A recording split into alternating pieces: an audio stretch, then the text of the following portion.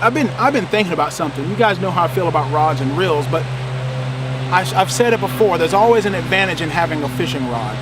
You get shock absorption. You can use lighter lines. You can you have leverage to fight the fish, pull the fish up. I'm talking meat rods, man, but I want traditional materials. I found a material called Calcutta bamboo. I haven't seen anything like it. Stuff's strong as fiberglass. Type in tuna fishing with Calcutta Japanese tuna fishing.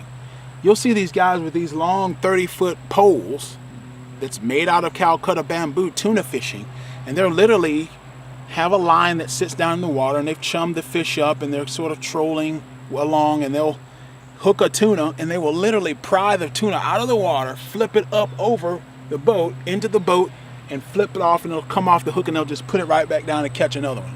It's hook and line fishing, but they're tuna fishing in the open ocean with bamboo. So don't tell me you can't use bamboo for catching big catfish. And I think I found a source for Calcutta bamboo that I'm going to buy some poles, and I want to build some couple of dedicated, thinking about buying me some Catmax Bass Pro Catmax reels for it. But I just want to know what you guys thought about that. You know, hauling up big catfish with really strong bamboo rods that are designed for catching tuna.